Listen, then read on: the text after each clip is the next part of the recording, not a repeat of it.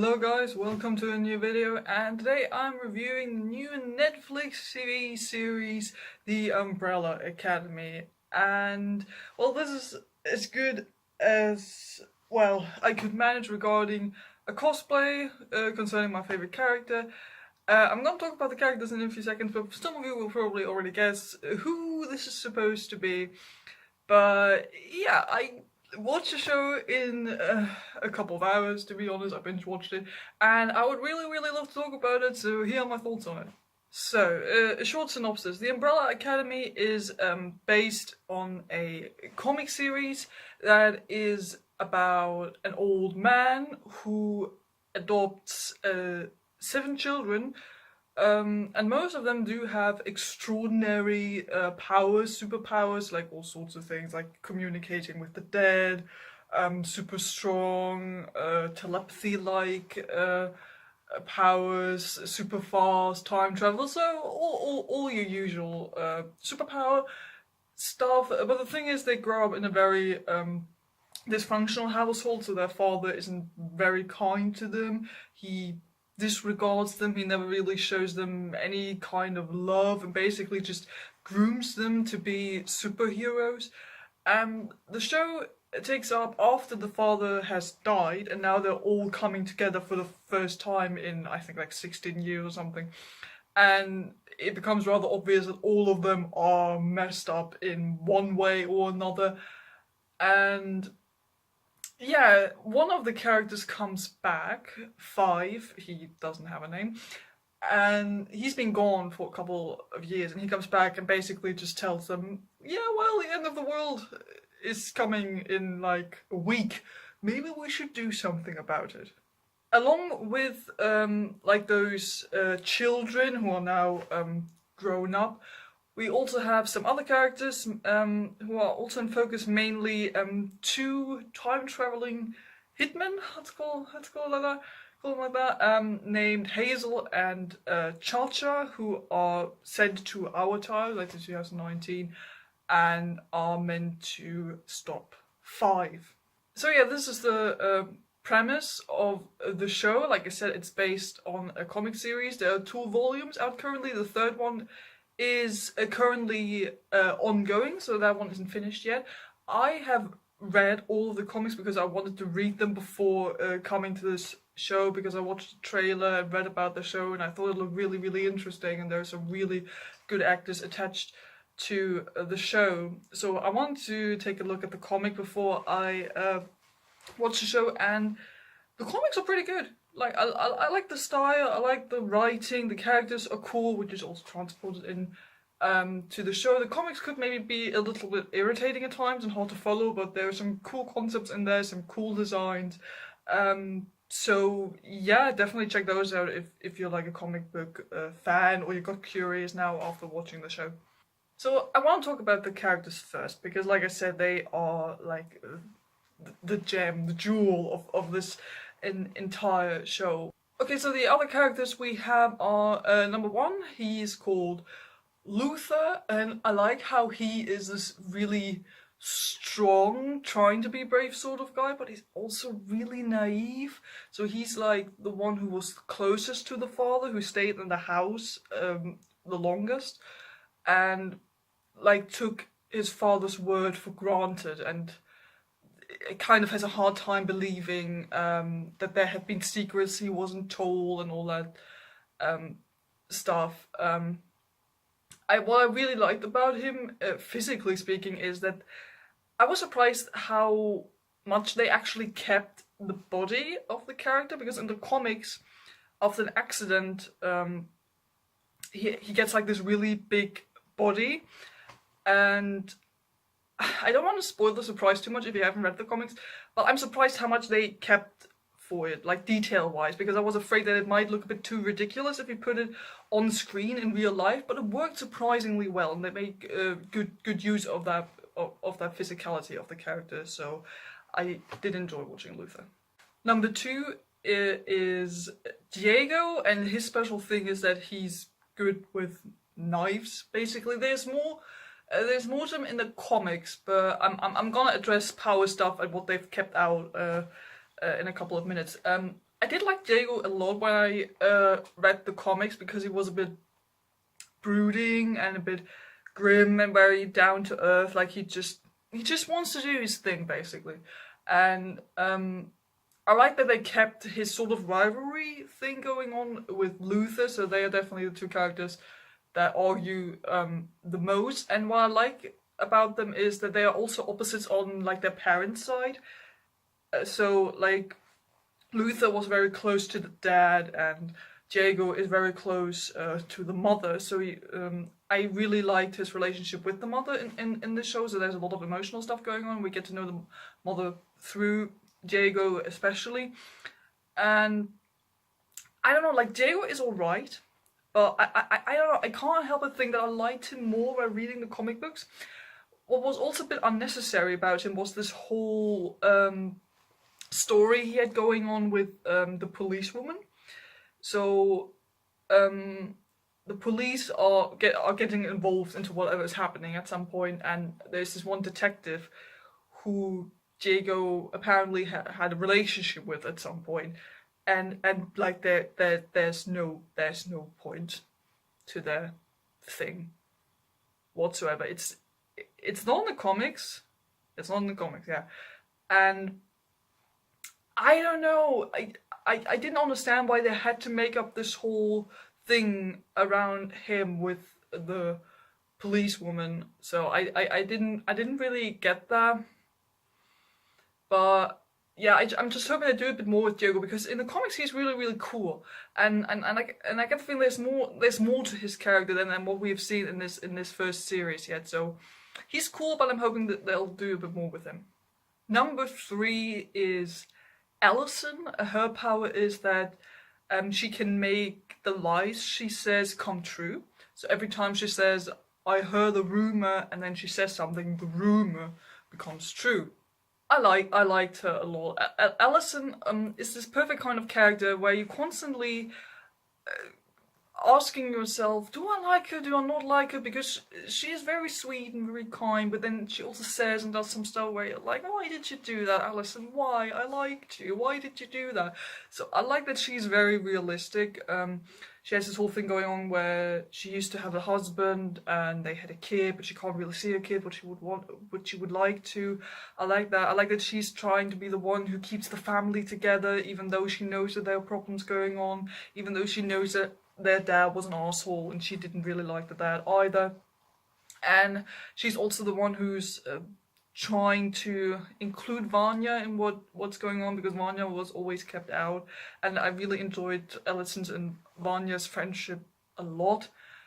What was also a bit of a plot point in there is that Ellison and Luther have a bit of a thing going on. They've always had a thing going on ever since they were kids, basically. I've heard a lot of people getting upset about it because they were like, oh my god, it's incest and everything. And I guess I understand it, but it's in the comics, so they're just really adapting what was in the original work. So and I mean, they're not related by blood, which I know is not always the best argument to make in this case, because they grew up together and were raised like siblings and all that. But the thing is, they never really portray the bond between Luther and Ellison as siblings, as, for example, they portray Vanya and Ellison as siblings. So there's a whole other framing and dynamic going on, and I thought it was alright. Like I liked watching it. There's also not too much of an emphasis on it, because I was afraid it's going to get too lovey-dovey, especially because there were already some other relationship things going on. Okay, and now we come to my boy Klaus, number 4. Yeah, Klaus is a totally messed up but still super fabulous, awesome kind of guy. His power is that he can see the ghosts of the dead, and that he can communicate with them and like go into the afterlife and like all that afterlife ghosts sort of stuff. In the comics, he also has some telekinesis stuff going on where he can fly and all that. I'm gonna talk about missing powers later. So yeah, Klaus is just the best. Like, his whole deal is that he's not only just really fabulous and over the top and everything all the time, he's also like constantly high because he's trying to keep the voices out and he doesn't really want to see the ghosts. He's just so much fun to watch. Like, he's definitely like one of the humorous characters in the family. And the one who, I mean, while he also really has problems, he's always just trying to be the guy who's like, either I'm just, don't ask me, I'm out of it, or no, come on guys, let's just work it somehow. Like, he's a lot of fun stuff going on. There's a hilarious scene where he pretends to be the father of 5. It's there's just so much humor there with him, and I like the actor who portrays him a lot, and I like that there's this really light side to Klaus, but then there's also this really, really dark side to him. He also has some very intense side stories going on in the show, and yeah, so I was definitely invested in him the most, and I can see why he would probably be the fan favorite of nearly everyone from what I have gathered so far on Tumblr. And I also like that he's the connection to number 6, who is dead, actually. Like, he's also dead in the comics. In the comics, we never really see him. We just know he's dead. His name's Ben. And what I like they did in the show is that Klaus, since he can see the dead, can see Ben. And they kind of communicate with each other now and then. Also some really good humor moments there. And through him, also his powers get explained or shown a bit more. So I like that they used Klaus and what he can do to also include number 6 a bit more. So that was a very good move. So yeah, number 5 doesn't have a name. He's just 5. He's the kid who can move really fast and like eventually time travel. And he gets stuck in the future where he gets to know about the apocalypse and then comes back and tells everyone what's going to happen. Yeah, like I said, I really like the actor a lot. He portrays this older man in the body of a kid so well. I like 5 a lot because he's a bit of a little shit sometimes, you can say, and he's a know-it-all, pretentious guy who always acts like he isn't very close to his family, but he actually is really, really close to them, cares about them a lot, and through him we get to know a lot about the time travel stuff that's happening, also with Hazel and Cha-Cha. So there's a whole organization stuff going on regarding the time travel, which I thought was really interesting. And yeah, like I said, this the actor who portrays the kid is really, really good, and number 5 was definitely also one of the characters I liked a bit more. So I talked about number 6. Number 6 is dead, that's Ben, so let's move on to number 7. Number 7 is Vanya, portrayed by Ellen Page. So Vanya is the only ordinary kid in this group, which means she was always kept back. She was never allowed to go on any missions. She was always separated from each other, from the others, and they never really included her in anything and always kind of shut her out. And you also see when you see her for the first time, you can already guess that something is not. Well, I don't want to say not quite right with her. Like, she's not a very happy person. You can see her taking medicine throughout the entire first couple of episodes. She's also a bit numb while she still tries to hang on to her characters, but also can't ignore the fact that they've not been treating her very well through the years. So she has this whole fish out of water thing going on, where she's the only ordinary one, and she has beef with the family because she wrote a book about the family. So I enjoyed watching Vanya's storyline a lot, because I guess especially if you were this kind of maybe introvert, shy, fish out of water person yourself, I think you can understand Vanya a lot and relate to her a lot, which is also, I guess, why a lot of people like her. It's because Ellen Page portrays her very well in a very realistic way, where you feel a lot for her. So you're definitely invested in her the most, I'd say. Also because they focus on her the most, I'd say like all of the 6 kids are in focus, but I'd say Vanya has the most focus out of all of them. So yeah, she has a whole acceptance beef with her family thing going on, but also a bit of a romance where a guy, for like the first time in her life, so to speak, is interested in her and sees her for something special. So she has that whole thing going on, and trying to explore herself and who she is as a person. And I liked her character arc probably most. It was also the most intense, the most interesting one, and Ellen Page portrays this character really, really well, and I'm looking forward to seeing more of her in the next season. And the other 2 characters I'd like to talk about are Cha-Cha and Hazel, and they are time traveling hitmen who are sent after 5 to kill him. And actually, one of the actors, who is Cameron Britton, was the reason I initially got to know about Umbrella Academy. For those who don't know, Cameron Britton is the actor who portrays the serial killer Edmund Kemper in Mindhunter, one of my absolute favorite TV shows ever. And his portrayal of Ed Kemper was like critically acclaimed, probably.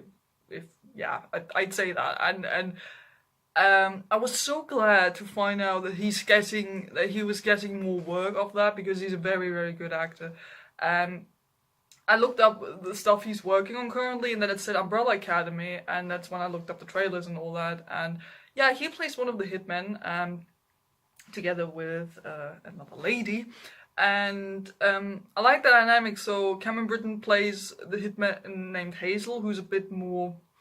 who was maybe a bit more laid back and takes it a bit more easier, and who's more prone to think, oh, the establishment, the people we're working for, what the hell are they doing with us? And the lady, Cha-Cha, she's more like straight up, and you do what the boss tells you and we'll do the work we were assigned to do. And what I like about those 2 characters is how well-rounded they are, because if you read the comics, in the comics, they don't appear for that long in the comic. I think that in volume 2. And in the comics, they are basically just those 2 super sadistic, psychotic hitmen who kill a bunch of people and then kidnap one of the children, who are actually not children, but you know what I mean, and then die in the comics. Spoiler, I guess. But yeah, I like how they extended their roles in this show, and how much they are around for the story. And I like that they're distinguished, that they each have their own little arcs going on, that their arc as a whole is connected to what the Academy is doing, but then they also kind of get separated and have their own little arc going on, which I thought was really nice, where you eventually also come to root for the people who are originally the antagonists of this show, and actually still kind of are by the end of season 1. Okay, so like I said, the story of the show itself I thought was very interesting. There are, like, it focuses most of the time on how the characters are acting and all that. I mentioned it before, there can be some lengths. Like, the comics on... I wouldn't say they are very long. Like, you read them quite quickly. And they do mix together volume 1 and volume 2 in a very good way, I have to say, though. Like, they're taking the best of both storylines and mixing them together as best you could, while of course changing some stuff and adapting it so it works on screen. So they managed that. While there are some lengths, especially like in the middle episodes, it really picks up during like the last couple of episodes, and you do have this focus on the characters. And what the show manages pretty well, I'd say, is to make you care about at least most of the characters, I'd say. Maybe not all of them. Like some of the Academy kids are probably not going to be liked by everybody. And I understand that, to be honest. But I think there are some really good character moments, because the actors are doing such a good job. There's some really cool designs where the stuff from the comics got transported either like one-to-one into real life, or got adapted really well, so they work in this 2019 sort of on-screen Way, which I thought was really good. I like how it's a bit of a different take also on like superhero superpower stuff, because the whole superhero superpower shtick is not the focus. It's more like, okay, those are some kids with extraordinary things, but it's exactly that what makes them messed up in a way, because they had this really bad dad. So I like that it's not just about, oh, we have kids who have special powers, what are they gonna do to the world? So it's not about that. In itself, this show is like a dysfunctional family drama with basically just some superpowers thrown in, you could say, but they're not the primary thing, which I thought is really good. So I said I would address like stuff they kept out also regarding the powers, because I've seen a lot of people being sort of upset about them not incorporating some storylines, and also not some powers those characters can actually use. Like, for example, Cloud can do the whole telekinesis, flying sort of thing, which he does not in the show, and some other things as well. But I also have to say there's gonna be a second season, most likely, because there are more comic storylines. The ending is pretty much setting up a second season, so there's a lot more to be done there, and I'm guessing they're keeping some stuff back so they can give the characters development. So yeah, those are my thoughts on Umbrella Academy. What are your thoughts on it? Have you seen the show yet, or have you read the comics, or both? Do tell me in the comments below and tell me your opinion on it. I hope you liked this little review, and I'll see you guys next time. Goodbye.